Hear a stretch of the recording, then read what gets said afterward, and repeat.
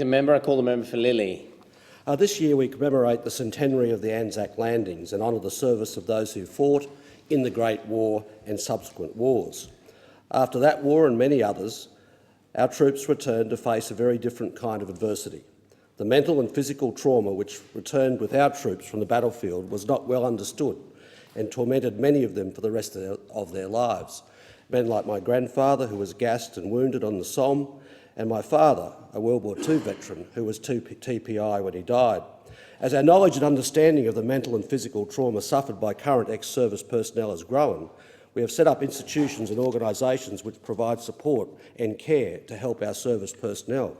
One such organisation is Mates4Mates, who support current and ex-serving Australian Defence Force members and their families who have suffered physical or psychological wounds, injuries or illnesses as a result of their service. The services provided by Mates4Mates include physical rehabilitation, psychological counselling, career coaching, adventure challenges and equine therapy. Above all, what organisations like Mates4Mates do is something simpler, but very much something deeper. They provide loyal friendship. And Deputy Speaker, that's really what we have to do for our veterans and their widows and their descendants today. Be brave and loyal friends. Including to the very young just returned from Iraq and Afghanistan. We have to be good mates, looking out for them and their loved ones that they have left behind for us to care for. That's why on the 23rd of May I was so honoured to participate in the World War I Queenslander Challenge, which aims to raise money in support of Mates4Mates. The World War I Queenslander Challenge is a trek which begins at the inaugural reservoir in the Gap, Brisbane. Held every March, May, August and October until 2018, participants carry a brick with the name of a fallen World War I digger from Queensland engraved on it, and we go through the Diagula National Park and finish at the Woodford RSL.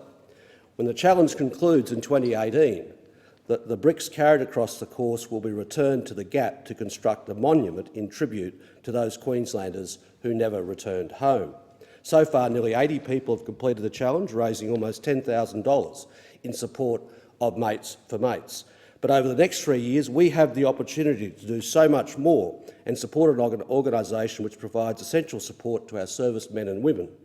So I would certainly call on all other Queensland MPs, I'd call on businesses to get involved with Mates4Mates, to go onto their website at thequeenslanderchallenge.com.au and go along for a pretty sturdy walk through that national park out to Woodford on one of the occasions in which the march is going. This is a great way to build a bridge, not just between the community and our war servicemen and women, but also between our younger people who can walk to support our war veterans.